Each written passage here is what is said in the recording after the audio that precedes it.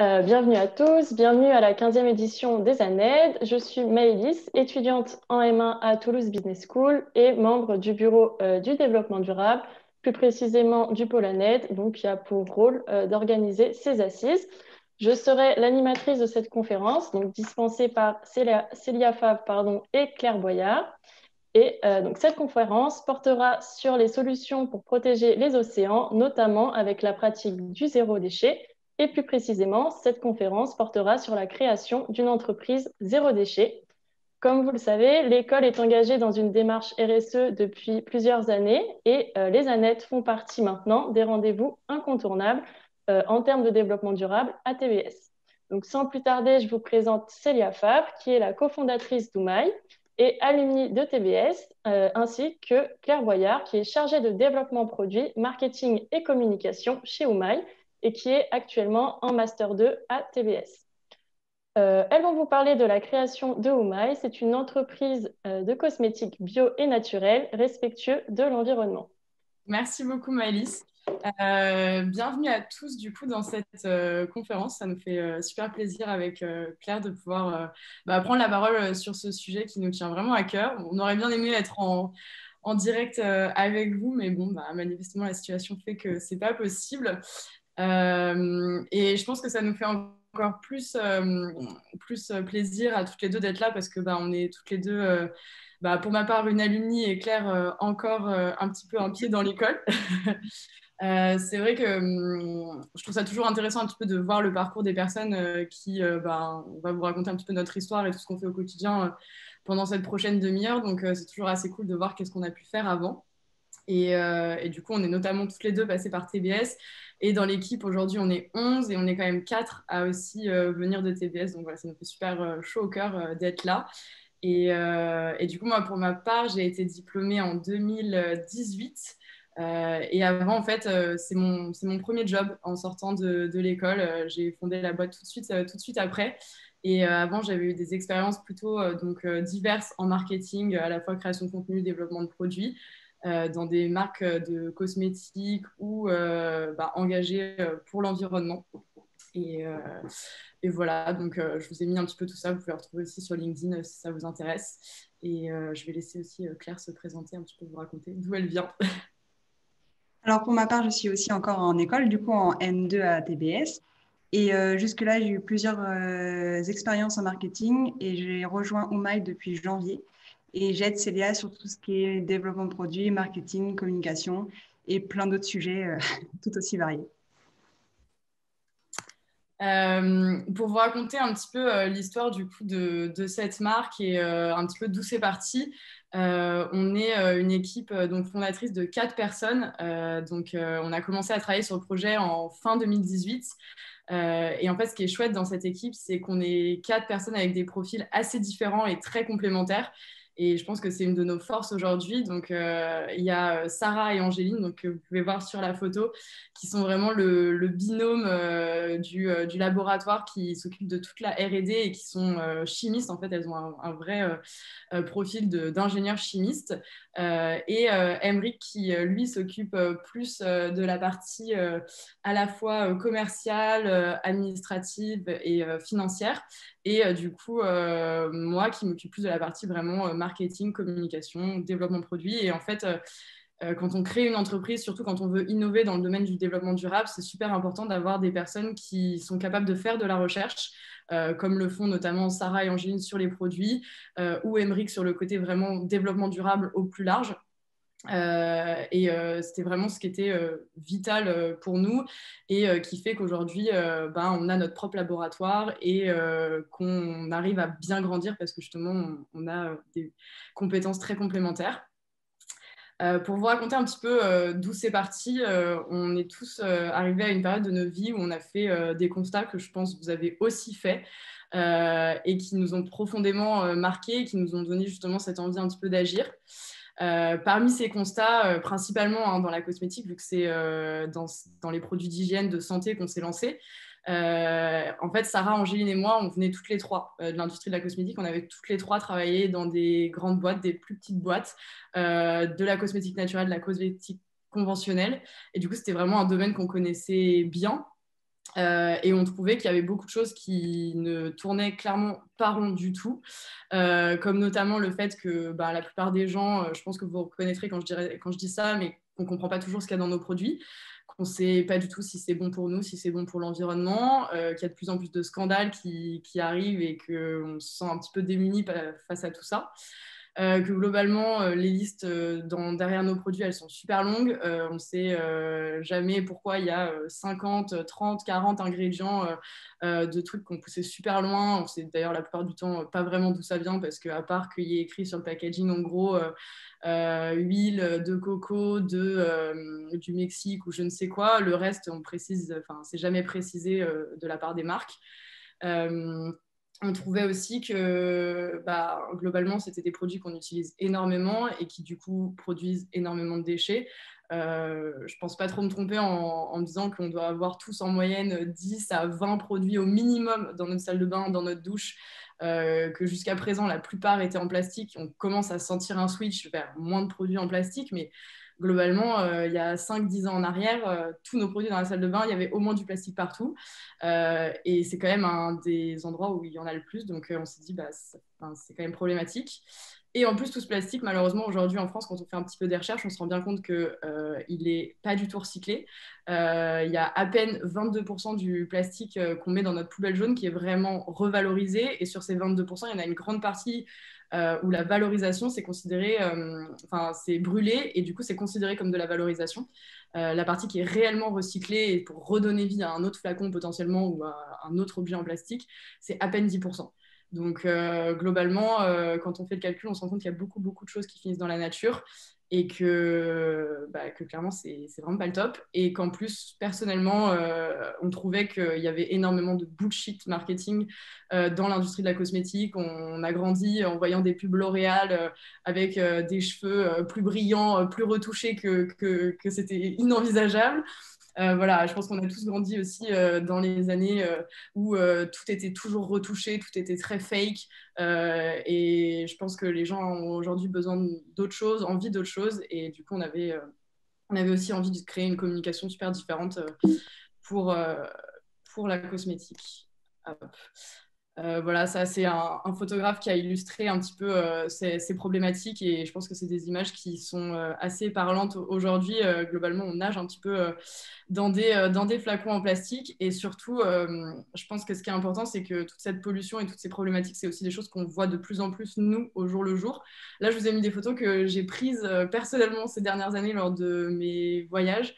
Donc voilà, et je ne suis pas allée les prendre au fin fond de l'Asie, hein. C'est la Grèce, la Bulgarie, la Bretagne. On reste en Europe et quand on voit l'état des plages, on se dit qu'il y a vraiment un problème et qu'il y a vraiment quelque chose à faire. Et du coup, face à ça, on s'est rendu compte qu'il y avait vraiment que trop peu d'alternatives qui existaient aujourd'hui. En fait, tous les produits, toutes les cosmétiques bio et naturels qui existaient déjà, elles étaient soit beaucoup trop emballées ou dans du plastique. Donc, jamais d'emballage minimaliste comme nous, on essaye de faire. Et aussi, souvent, ces produits qui étaient plus naturels n'étaient pas très agréables à utiliser. Soit ils ne moussaient pas bien, soit leur odeur n'était pas très agréable, ou alors ils l'avaient moyennement. Et donc, du coup, ça ressemblait souvent pour les personnes qui essayaient de faire des efforts, ça ressemblait souvent au fait de faire une concession et donc de ne pas pouvoir avoir le plaisir de se laver les cheveux, par exemple, et le plaisir d'utiliser un produit qui ne pollue pas la planète.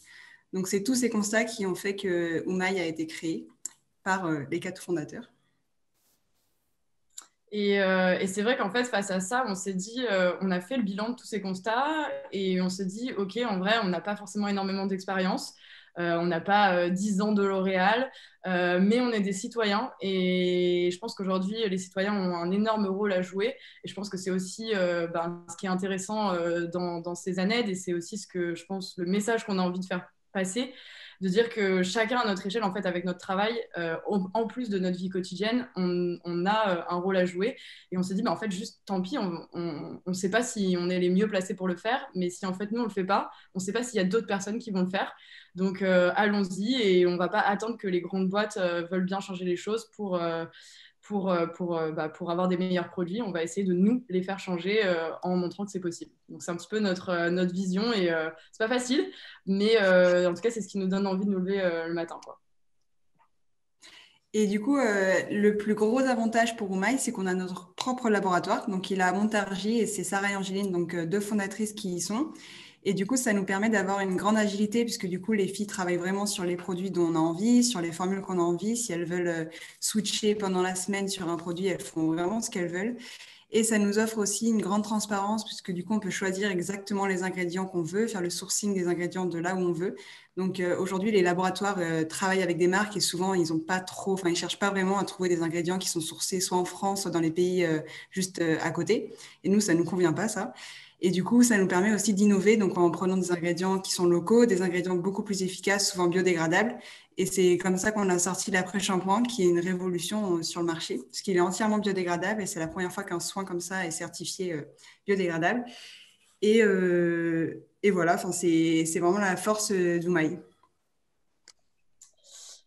Euh, tu continues, Claire? Je ne sais plus. Oui, oui, je peux continuer. Et du coup, donc, nous, ça nous permet de pouvoir répondre à notre cahier des charges qu'on s'est fixé et imposé, qui est très strict, mais c'est ce qui permet de répondre à nos engagements et aux valeurs que l'on porte. Et notre objectif, c'est vraiment de travailler avec des fournisseurs pour qu'ensuite, ça puisse démocratiser les ingrédients qu'on souhaite utiliser ou le papier pour nos études qu'on souhaite utiliser. Et donc, pour que de plus en plus de marques puissent travailler avec ces fournisseurs et que ça soit démocratisé les produits naturels, par exemple, ou les ingrédients français, locaux et bien sourcés. Ouais, parce que du coup, nous, vraiment, quand on a créé Oumaï, les guidelines principales qu'on s'est données, c'est de se dire, OK, on veut zéro plastique, on veut avoir un objectif, enfin, un impact positif sur l'environnement, et pour ça, on veut donc principalement des ingrédients d'origine naturelle, mais qui n'ont pas fait le tour du monde, donc on veut que des choses qui soient cultivées, fabriquées en France ou dans les pays voisins. Et ça, en fait, c'est ce qui nous permet de le faire, c'est d'avoir notre propre laboratoire parce que c'est extrêmement, extrêmement difficile aujourd'hui.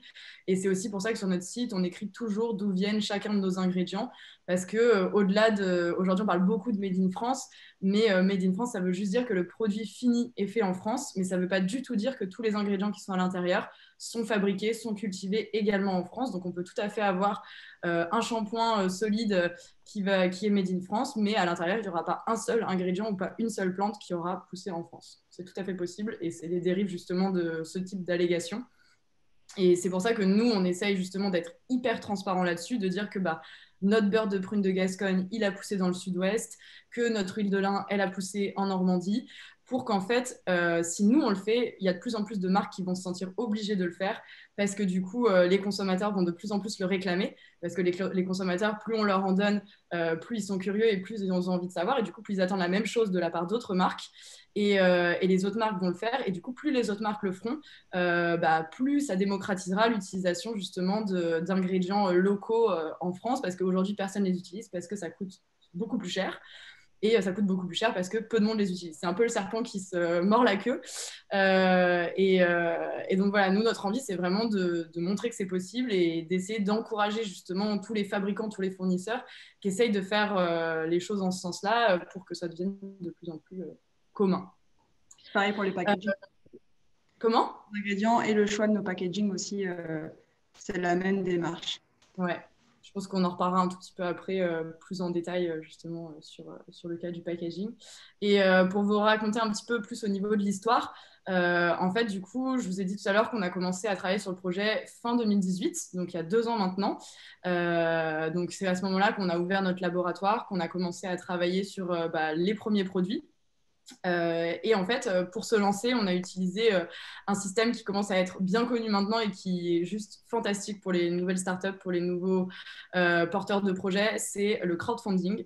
Et en fait, pour ça, on a fait donc une campagne de précommande sur le site qui s'appelle Ulule, qui est un site très connu en France qui a permis à plein de chouettes marques de se financer.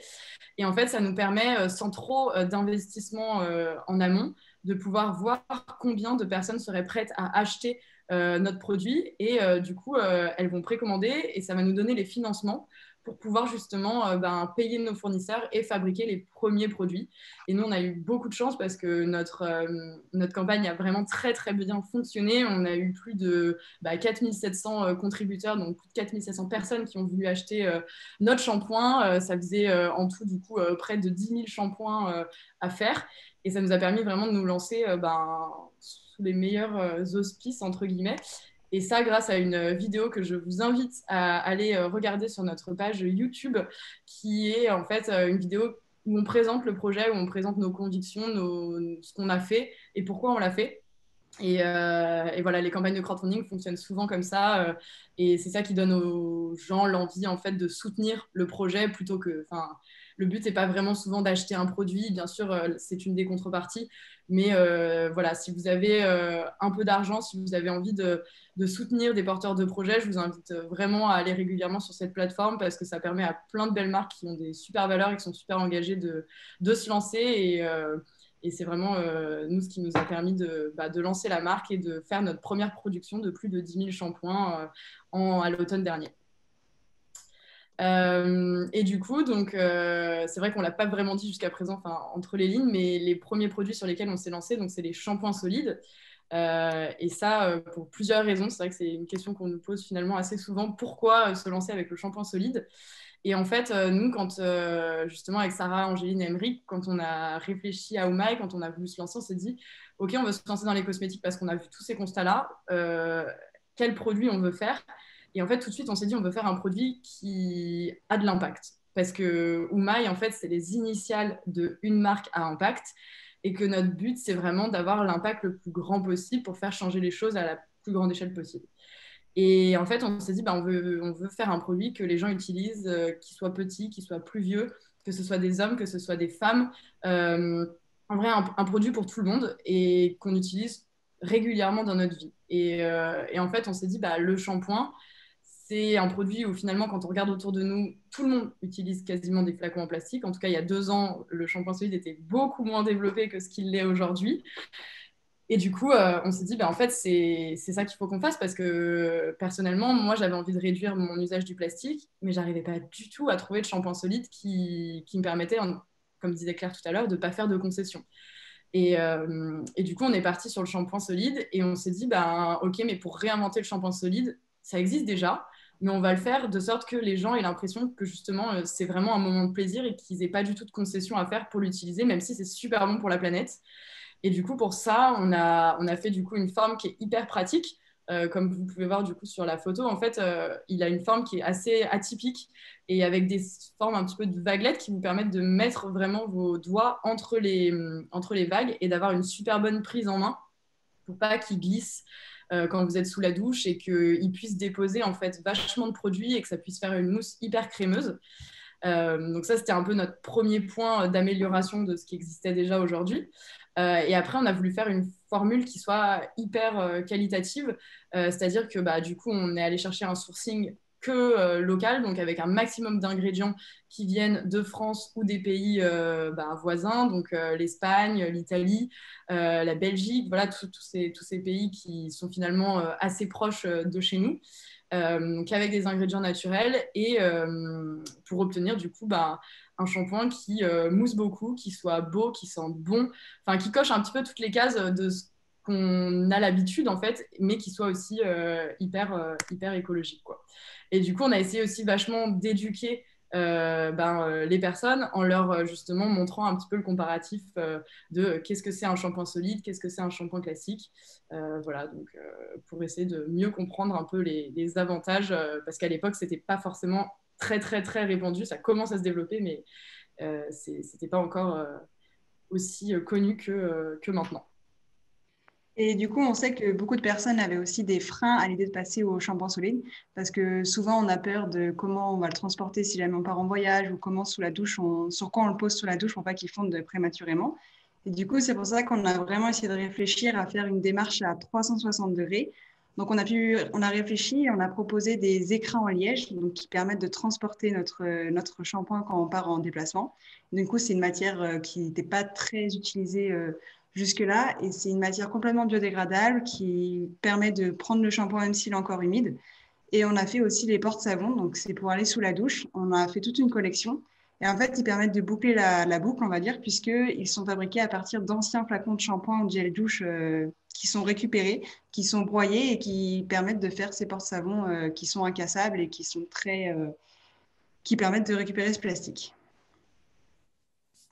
Et on a aussi du coup des étuis qui sont en chute de coton textile parce que du coup on ne voulait pas s'arrêter à faire juste un étui en carton. On aurait pu faire juste un étui en carton, mais comme je vous disais tout à l'heure, on essaye vachement de soutenir en fait tous les industriels qui essayent d'innover pour faire justement de l'économie circulaire et tout ce genre de choses. En fait, on essaye de pousser tous les curseurs au maximum dans ce qu'on peut faire en termes d'engagement. Du coup, on s'est dit, un étui en carton, c'est bien, un étui en carton recyclé, c'est un peu mieux, mais comment est-ce qu'on peut essayer d'aller encore plus loin?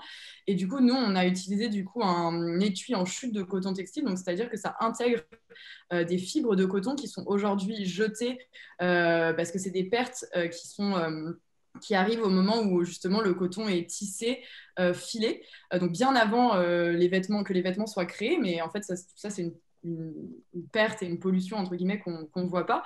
Et du coup, en fait, on arrive aujourd'hui à intégrer ces petites fibres de coton dans le papier. Et en fait, ça nous permet justement d'avoir une forme d'économie circulaire assez vertueuse. Et surtout, ça nous permet d'encourager les industriels qui développent ces technologies-là et d'essayer de les encourager à aller encore plus loin pour demain innover encore et peut-être avoir des papiers qui soient encore plus innovants et encore plus éco-conçus. C'est le cas aussi du coup pour nos soins lavants, puisque le papier qu'on a utilisé, il est fait à partir d'algues envahissantes. Donc, c'est des algues, pareil, qui sont dans des milieux et qui les menacent, dans des écosystèmes fragiles. Et du coup, on a récupéré ces algues, les détruire, et on les ingère aussi, on les mélange à la pâte à papier, et ça nous permet de faire ce papier blanc. Et du coup, là, on vous présente toute la gamme complète qu'on a développée depuis notre shampoing. Donc, il y a le shampoing détox qui permet d'alterner, parce qu'on sait très bien que personne n'utilise le même shampoing toute sa vie. Du coup, on a souvent tendance à se lasser de son shampoing et on n'avait pas du tout envie que les personnes retombent sur le flacon en plastique. Donc, c'est pour ça qu'on a fait un deuxième shampoing avec des actifs qui sont complémentaires au shampoing doux. Et du coup, ça permet vraiment de créer une routine et de ne pas revenir au flacon en plastique. Et on a aussi créé donc, le soin après shampoing dont je vous parlais tout à l'heure, entièrement biodégradable, et les soins l'avant-corps et bientôt d'autres nouveautés qui vont bientôt sortir. Et en fait, c'est vrai que depuis le début, nous, faire des produits, on trouve ça cool parce que c'est vraiment notre moyen de mettre en action et de pousser les curseurs, comme je disais, le plus loin possible. Mais ce qui nous intéresse vraiment, en fait, c'est de pouvoir donner aux personnes, aux citoyens, toutes les clés pour mieux comprendre en fait le monde dans lequel on vit et qu'ils puissent choisir en fait tous leurs produits, tous leurs objets de consommation quotidienne en toute connaissance de cause en fait et que chacun puisse avoir vraiment le libre arbitre sur ce qu'il utilise. Et c'est pour ça qu'en fait, on ne fait pas juste que créer des produits, on crée pas mal de contenu pour expliquer un petit peu toute notre démarche et expliquer pourquoi on fait tel ou tel choix. Donc, c'est-à-dire qu'on va rencontrer des fabricants, des producteurs. On a fait sur notre chaîne YouTube, vous pouvez aussi retrouver donc, une vidéo qui explique justement comment on transforme le chanvre qui est présent dans notre shampoing détox en huile. Donc, on a été voir un fabricant d'huile de chanvre qui nous a justement expliqué tout ça, quelles étaient les problématiques, en quoi c'était positif d'utiliser du chanvre. Parce que c'est vrai on a trop eu l'habitude, je pense, de voir les produits arriver dans nos supermarchés et de ne pas se poser de questions de comment c'était arrivé là. On nous dit, OK, c'est naturel, d'accord, mais tout ne pousse pas complètement dans la nature comme ça. Ça reste aussi de la chimie, de la cosmétique. Donc, on pense que c'est important en fait, de faire prendre conscience aux gens de qu'est-ce qui se passe aussi en amont et pour que tout le monde se pose un peu plus de questions. Et pareil, quand on a lancé nos étuis en chute de coton textile, on a été voir un atelier de confection textile pour essayer de justement mieux comprendre où est-ce qu'il y avait des pertes dans l'industrie du textile avant même parce qu'on blâme souvent le fait qu'il y a énormément de pertes quand les vêtements sont déjà produits et pas forcément utilisés dans la fast fashion, etc. Mais il y a aussi toute une phase de perte en amont et c'est aussi ça qu'on a eu envie d'expliquer. Donc voilà, on fait pas mal de reportages pour sensibiliser un petit peu tout ça et parce qu'en fait, un de nos motos, c'est justement de dire qu'on est toujours capable de faire plus. Et pareil, je vous invite aussi à aller voir cette vidéo qui résume un petit peu tout ça sur notre chaîne YouTube ou même sur notre compte Instagram. Et dans cette envie justement de faire plus, en fait, ce que nous, on fait à côté de nos produits. Là, on vient de vous parler pendant un long moment de toute notre démarche, de comment on fait des produits éco-conçus, etc. Mais pour nous, en fait, aujourd'hui, faire des produits, ça ne suffit pas. Il faut aussi mener des projets qui sont plus larges. Il faut aller sur le terrain, il faut s'engager de manière plus concrète. Et c'est ce qu'on a fait du coup dès cet été, donc notre premier été où la marque était vraiment lancée. On a créé une initiative qui s'appelle la Route de l'Océan, qu'on a appelée du coup Expédition engagée, qui en fait avait pour but de sensibiliser à la problématique de la pollution de l'océan. Aujourd'hui, il y a énormément de plastique qui termine dans l'océan. Les chiffres sont juste accablants. Je ne suis pas là pour vous dépiter ou vous parler vraiment de ça, mais il faut savoir qu'il y a vraiment quasiment la totalité du plastique qu'on consomme qui finira un jour sous une forme ou sous une autre dans l'océan. Et l'océan, c'est quand même le poumon de notre Terre. Et pour ça, on avait vraiment à cœur de sensibiliser les personnes à ça, parce que je pense qu'aujourd'hui, on n'en a pas forcément énormément conscience. Donc voilà, on a fait toute une expédition pour expliquer ça. Et Claire va vous raconter un petit peu exactement qu'est-ce qui s'est passé. Du coup, en fait, en juillet, on est parti pendant 2 semaines et on a remonté toute la côte atlantique en s'arrêtant dans une vingtaine de stations de la côte. Et en fait, le but, c'était vraiment d'aller à la rencontre des estivants en s'arrêtant dans des boutiques, en allant faire des ramassages de déchets sur la plage. Et on avait à cœur de sensibiliser les gens à cette pollution plastique. Donc, pour ça, on avait mis en place un questionnaire qui permettait de calculer l'impact plastique qu'on avait sur l'océan. Donc, vraiment concrètement, combien de kilos par an on émettait. Et ça nous permettait d'avoir notre résultat par rapport à la moyenne française, qui est de 70 kilos par an. Et pour cette expédition, on a été soutenu par des associations comme Surfrider Europe ou la Fondation de la Mer, mais aussi par de nombreux influenceurs. Donc, ça nous a permis d'avoir du soutien et d'avoir vraiment une belle visibilité et que les gens se rendent compte vraiment de cette pollution au jour le jour de nos océans, même si on ne la voit pas directement. Et du coup, pour ça, en fait, on avait un petit voilier que vous pouvez voir sur les photos qui est complètement éco-conçu et conçu à partir de matières naturelles. Et en fait, le but, c'était vraiment de faire calculer à un maximum de personnes, justement, leur nombre de kilos de plastique qu'ils émettaient. Et justement, on a la petite présentation à côté, juste ici. En fait, le questionnaire est encore accessible sur notre site internet. Et en fait, vous avez simplement à répondre à différentes questions sur votre consommation, sur qu'est-ce que vous achetez régulièrement en termes de plastique dans votre salle de bain, qu'est-ce que vous achetez en termes de plastique dans votre cuisine. Et en fait, bon là, je vous ai fait une petite simulation pas très glorieuse, hein, mais pour vous donner un exemple. Et en fait, ça vous montre justement par catégorie où est-ce que vous pouvez vous améliorer et comment est-ce que vous pouvez justement essayer de réduire tout ça. Et en fait, cette première phase, c'était vraiment une phase de prise de conscience de la pollution plastique. Et du coup, on enchaîne la semaine prochaine avec un nouveau projet, parce que ce projet-là a donc très très bien fonctionné. On a été hyper contents de voir qu'il y avait énormément de personnes qui avaient de plus en plus pris conscience de voir que le plastique finalement était un peu partout dans leur vie et que ça restait énorme. Et du coup, maintenant, on a envie d'aider un maximum de personnes à passer à l'action. Et c'est pour ça qu'on a monté un nouveau projet qui s'appelle l'art de vivre sans plastique.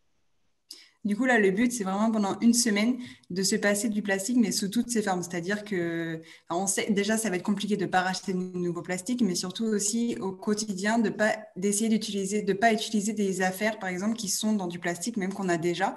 Par exemple, les vêtements ou les choses comme ça.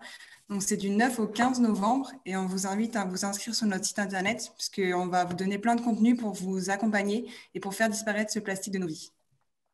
Voilà, donc en fait, on va évoquer pas mal de thèmes. Donc lundi prochain, ce sera la mode, le mardi, ce sera la cuisine, le mercredi, ce sera la beauté, le jeudi, ce sera la décoration, le vendredi, ce sera l'aventure. Et en fait, on est en train de créer un grand mouvement. Il y a plus déjà de 400 participants qui se sont inscrits pour relever le défi à nos côtés, de ne pas utiliser du coup, ou du moins le moins possible de plastique cette semaine-là, et surtout d'arriver à prendre conscience en fait d'où il se cache finalement, parce qu'on n'a pas l'impression, mais dans nos vêtements, on a aussi du plastique. Dans nos meubles de nos intérieurs, on a aussi du plastique. Donc voilà, ça c'est un petit peu la phase 2, la phase d'action pour essayer d'inviter un maximum de personnes à réduire leur utilisation du plastique et toujours informer et discuter tous ensemble en citoyen de comment est-ce qu'on peut essayer de faire avancer les choses et de construire un monde un petit peu plus éco-responsable pour demain.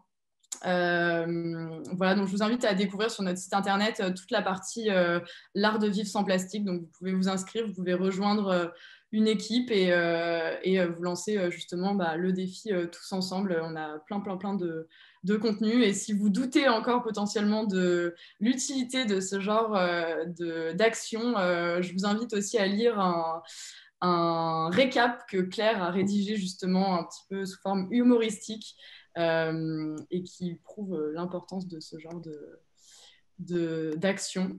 Voilà, on avait à cœur de laisser un petit peu de temps pour que vous puissiez poser vos questions, parce que c'est cool de raconter tout ce qu'on fait, mais je pense que c'est encore plus cool de pouvoir échanger à ce sujet. Donc je pense qu'on a plutôt bien tenu le timing, je suis assez fière parce que vu tout ce qu'on voulait dire. Dans tous les cas, donc ouais, on est dispo pour 15 minutes de questions, il me semble, et même si on n'a pas le temps de répondre à tout le monde, ou si vous n'avez pas forcément envie de poser une question là comme ça, ou vous souhaitez tout simplement nous contacter, je vous ai mis aussi nos liens LinkedIn, nos adresses mail, et vous pouvez aussi nous écrire sur le compte Instagram d'Oumaï. Enfin voilà, on est dispo partout sur les réseaux. Du coup, merci beaucoup pour votre intervention. On va pouvoir passer donc aux questions. Il y en a eu quelques-unes dans le chat. N'hésitez pas à continuer à en poser pendant les 15 prochaines minutes. Et donc, du coup, alors, on va commencer par les premières. Donc, quelles ont été les principales difficultés rencontrées lors de la création d'Oumaï, et d'autant plus, quelles sont les difficultés lorsque on crée une entreprise éco-responsable? Il y en a eu beaucoup, hein. Clairement, clairement c'est pas de tout repos. Je pense que l'une des choses qui est la plus difficile, c'est que en fait, quand on veut faire un produit innovant qui est éco-responsable, c'est qu'en fait, on est un peu toujours hors cadre. Donc, c'est-à-dire que toutes les personnes avec lesquelles on travaille, on passe notre temps à demander des choses qui n'ont jamais été faites, qui n'ont jamais été envisagées. Donc, forcément, ça demande pas mal de force de persuasion, je dirais, parce que en fait, il faut convaincre les gens que c'est vraiment la voie dans laquelle il faut aller. Par exemple, pour vous donner un exemple très simple et très concret, quand on a fait la formule du shampoing solide, donc de notre tout premier shampoing solide, c'est les filles qui ont fait la formule donc au laboratoire, donc vraiment en labo avec du matériel de laboratoire. Donc formule de shampoing solide qui était assez différente des shampoings solides qui existaient déjà à l'époque, en termes vraiment de réalisation technique, quoi, je parle, et de fabrication industrielle. Et en fait, du coup, on a vraiment galéré à trouver un fabricant, parce que du coup, donc nous, on fait toute la recherche au laboratoire chez nous, et après, on externalise la production. Parce qu'on n'a pas de moyen de produire des milliers de shampoings comme ça dans notre laboratoire. Et en fait, ça a été très difficile au début de trouver du coup des personnes qui voulaient accepter en fait de faire notre shampoing de la façon dont laquelle il était pensé et fait, parce que c'était quelque chose qui n'avait jamais été fait. Donc soit ils n'avaient pas forcément les bonnes machines, les bons outils, soit ça les intéressait pas forcément parce qu'ils travaillent déjà avec des très grosses entreprises et que honnêtement, une petite marque qui démarre et qui débarque et qui veut faire un shampoing solide, on s'en fiche un peu. Donc voilà, en fait, la plupart du temps, il faut quand même vraiment embarquer les gens dans son projet, leur montrer que nous, on y croit à fond, qu'il y a d'autres personnes derrière nous qui y croient, d'où l'utilité du crowdfunding pour permettre de prouver qu'il y a plus de 5000 personnes qui sont partant justement pour avoir ce shampoing-là. Et finalement, on a réussi à trouver quelqu'un pour travailler avec nous, mais cette personne n'avait jamais fait de cosmétiques solides avant. Donc, ils ont dû adapter tous leurs outils industriels pour pouvoir justement travailler avec nous. Très sincèrement, en toute transparence, il y a eu des ratés au début. Clairement, tout n'est pas parfait dès le début, mais ce qui est chouette, c'est qu'on apprend justement ensemble et qu'on sait que les partenaires avec lesquels on travaille, ils ont aussi envie d'avancer dans la même direction que nous. Donc ça, c'est top. Ça, c'est top. Voilà. Je ne sais pas si Claire, tu veux rajouter un truc en termes de difficultés. Enfin, il y en a tellement, mais bon, ça, c'est une parmi tant. Mais... Oui, en même temps, ce serait pas très marrant si c'était trop facile. Mais oui, c'est sûr que ça, c'est la principale difficulté, c'est vraiment de convaincre les personnes de nous suivre. Et que ce n'est pas complètement absurde ce qu'on veut faire, c'est vraiment juste ce qu'il faut faire pour l'avenir, quoi. Est-ce que vous auriez des conseils à donner à des personnes qui souhaiteraient créer un business juste après leurs études? Ouais, alors j'en ai plusieurs. Je dirais en un qu'il faut trouver quelque chose qui nous passionne vraiment. Parce que globalement, une fois qu'on se lance dans ce type de projet, on vit à 3000% dans ce projet-là. Donc il faut être capable d'en parler du matin au soir, de vraiment avoir la tête que là-dedans. Donc il faut vraiment que ce soit quelque chose qu'on adore et qui nous passionne. Ça, c'est hyper, hyper, hyper important et auquel on croit. Faut pas juste créer un business pour se dire, OK, je crée une entreprise parce que j'ai envie de créer une entreprise. Je pense qu'il faut que ça nous prenne au tripes pour que dans les moments les plus difficiles, on ait quand même envie de se battre pour ça. Et mon autre conseil, ce serait de bien s'entourer. Dans le sens où si on se pose des questions, justement, ne pas hésiter à rencontrer un maximum de personnes. Le réseau, franchement, moi, c'est ce qui m'a énormément aidé au début où j'ai lancé Oumaï. J'ai pris des tonnes et des tonnes de café avec des personnes. Bon, à l'heure actuelle, on ne peut pas vraiment prendre de café, mais on peut faire des calls en visio, etc. Avec d'autres personnes qui étaient un peu au même stade que moi, qui se posaient des questions, qui étaient en train de lancer leur boîte, des personnes plus expérimentées. Voilà, un petit peu de tout, que ce soit à la fois dans le réseau TBS, mais à la fois dans des réseaux d'entrepreneuriat ou même beaucoup aussi grâce aux réseaux sociaux, grâce à Instagram. Il y a souvent plein de marques qui se lancent. Ne pas avoir peur, en fait, ne pas hésiter à envoyer des messages. En fait, vous avez tellement rien à perdre que ouais, lancez-vous et contactez des gens que vous n'auriez pas pensé contacter. Mais moi, je sais que dans les 6 premiers mois, je pense que dès que je voyais un truc passer que je trouvais intéressant, qui suscitait ma curiosité, j'écrivais directement à la personne en mode «Ah, je trouve ça génial ce que tu fais». Et souvent, les personnes sont hyper contentes qu'on leur envoie ça et du coup répondent et le dialogue commence ouais, à arriver. Et en fait, ce qui est trop bien, c'est que cette personne-là, peut-être que dans un instant T, elle va pas pouvoir vous aider, mais peut-être que dans 2 mois, quand vous aurez une problématique, eh ben, elle va vous trouver une personne qui pourra, elle, vous aider. Enfin, je pense notamment à tout ce qui est fournisseur ou communication, enfin, des contacts de journalistes, des contacts de... Enfin, en fait, on n'a jamais connaissance du réseau que les gens peuvent avoir. Et en fait, c'est énorme. Et en plus, si vous avez des idées d'un projet, plus vous en parlerez autour de vous, plus ça le rendra concret et plus ça vous aidera aussi par la suite. Et on pense souvent que quand on a une bonne idée, il ne faut pas la partager parce qu'on a peur qu'on nous la vole. Ça, c'est vraiment une fausse idée, mais complètement fausse.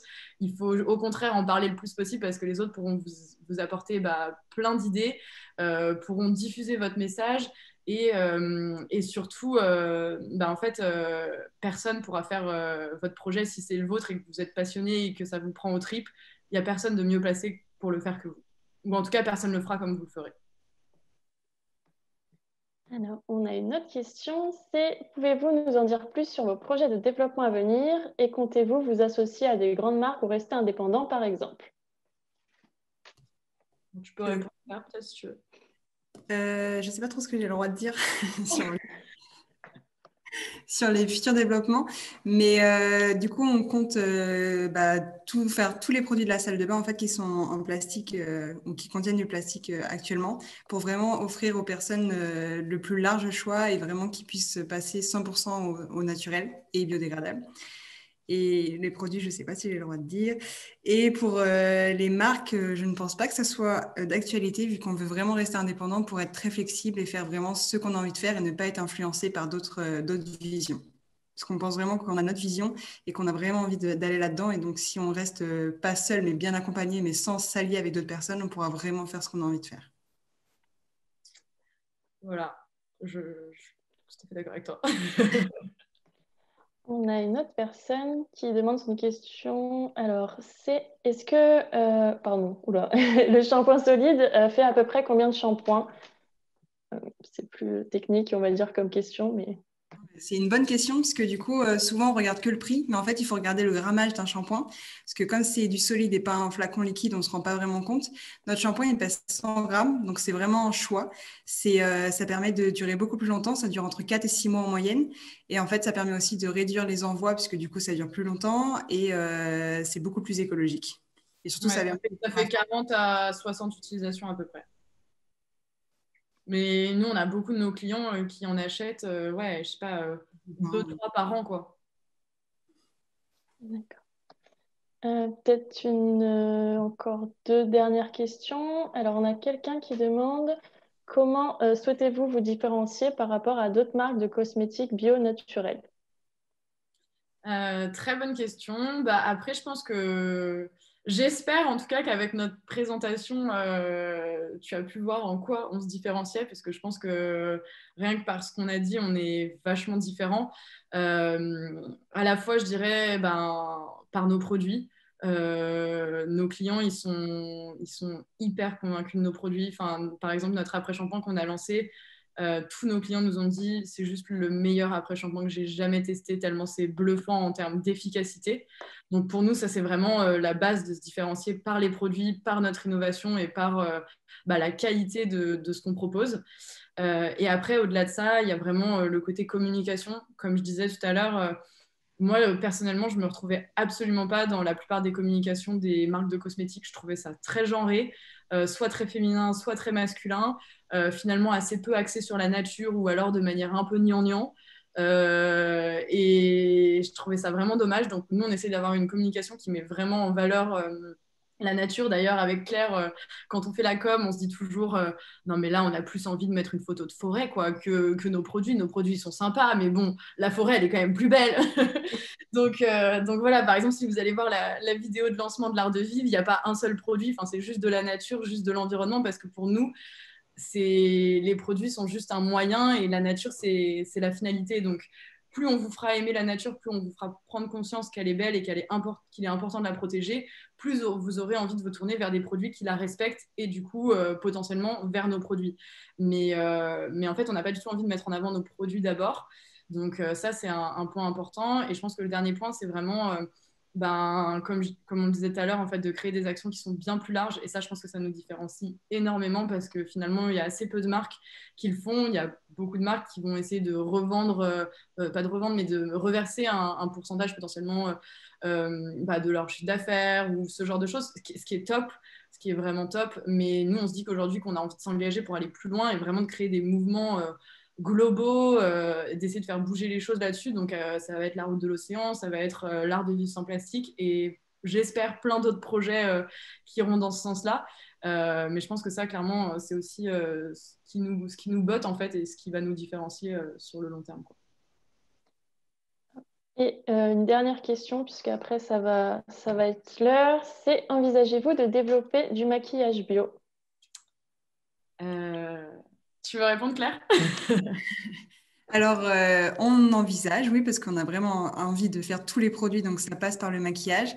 Après, c'est plus compliqué, mais on travaille dessus. Mais pareil, ça prend du temps. On préfère vraiment sortir un produit dont on est fier et dont le packaging nous satisfait plutôt que de sortir des produits pour sortir des produits. Donc, ça prend du temps, mais c'est dans les tuyaux.